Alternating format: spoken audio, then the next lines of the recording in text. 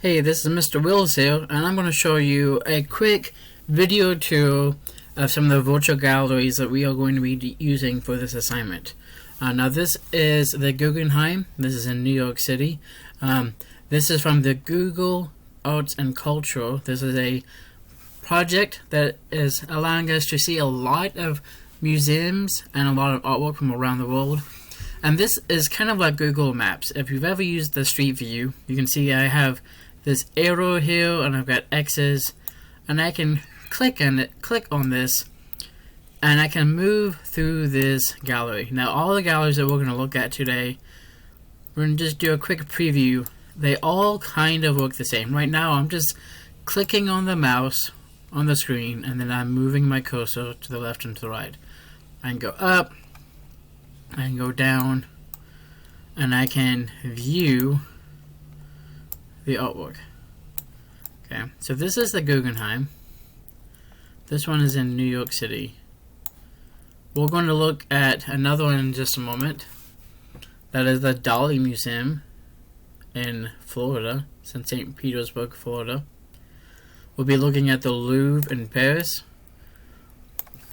the National Gallery in London, the Courtauld Gallery of the Art Institute in London, and we're also going to be looking at the British Museum. So this is just kind of the controls of how this works. You can also use the controls over here to zoom in and zoom out. So this is the Guggenheim. You can scroll to different sections of the gallery by clicking on the images and then coming down here. Okay, so this is the Guggenheim. The next one on my list is the Dali Museum. This is Salvador Dali. He worked a lot with Walt Disney on a lot of projects. Dali is the one most people are familiar with, are the melting clocks. Now this is the same kind of process of moving around. The controls are a little bit different. Here, the circles are things for you to look at, and the arrows are what allows you to kind of move about. Also, over here, there are options. If I click the north side, it will change to the outside of the building. What's really cool about this gallery is there's a lot to see inside, but there's also a lot to see on the outside. This is an interesting view of this gallery. This is actually a wall of windows coming outside of the gallery. So when you're on the inside, you see this massive amount of light. And right here is one of those things, the circles you can click on, and this shows you the mathematical spiral. You can zoom in. When you click on one of the circles, you can zoom out. If there's another one nearby, you can skip to it. And if you click the eye, this is information that drops the screen there.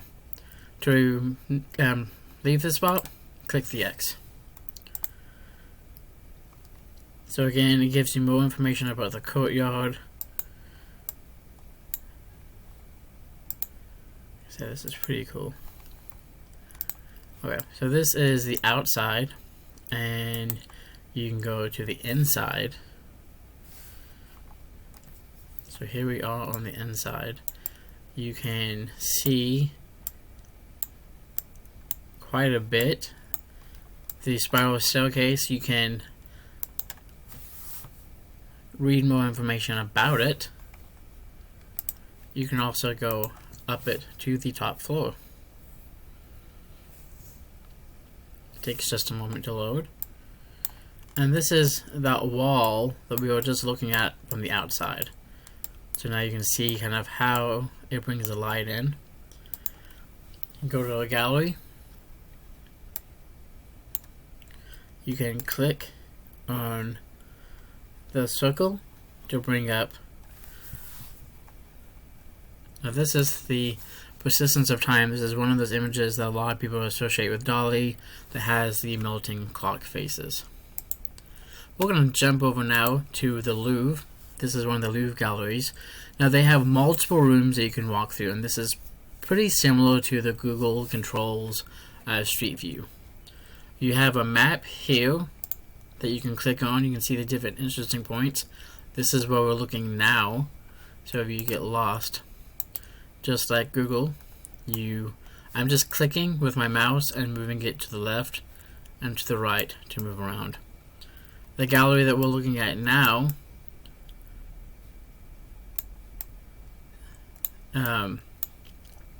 is an interesting one. It's kind of going, it says heroes and monsters. Part of the title of this one was even Darth Vader, so it's really kind of linking the past to the present.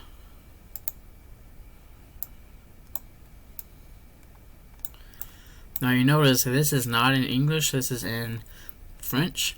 The Louvre is in Paris, France.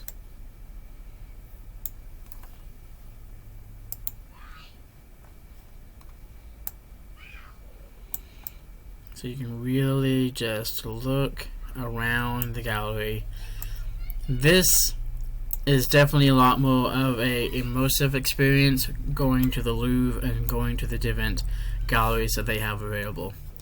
The next one is the National Gallery. This is in London as well. London, England. I click down here to go to full screen. And to move about, you just click the circle.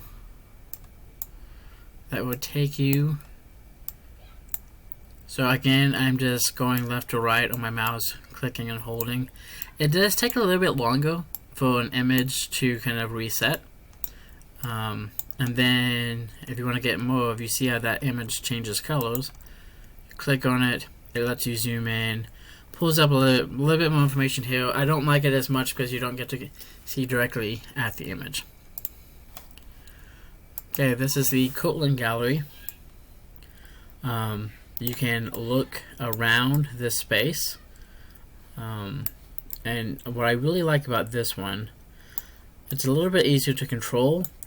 And then you can zoom in either using the Z button or the wheel on the mouse, and you can zoom in.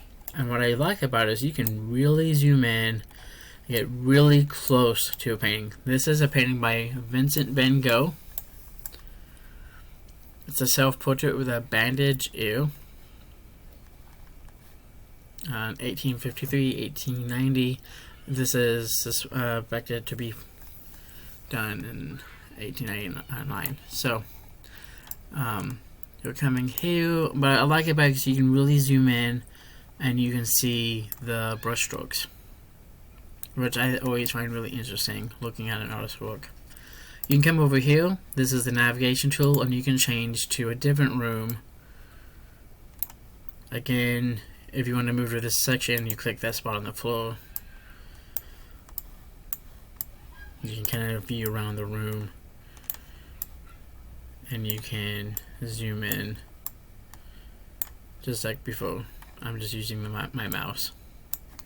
So this is the Courtauld Gallery. Now the last one I'm going to show you is the British Museum. I like this one because all the little dots on the path here as you scroll through will make a sound, kind of like you're playing an instrument. Now it doesn't really show up in this video that I'm using because the sound is off, but when you do it on your computer you can hear that ting ting ting ting sound, and I think it's pretty cool. It's kind of like listening to an instrument. Over here is the navigation. You can click on just art and design, living and dying. If you click on the eye, they all appear. And what I really like about it is when you click one of these, let's do over here in Europe, I can click here to find out more. It tells me all about the piece of art. It shows me other related things to it. I can click the map view here. It will show me exactly where this is found in the world. And over here there is a play audio. And again, this isn't going to capture it in the video process I'm using, but there was a little information about every single one of the artifacts and collection pieces here. So that is the British Museum. If you go to the next page of this slideshow, then you'll see our goal of what we're going to be doing with the virtual tours.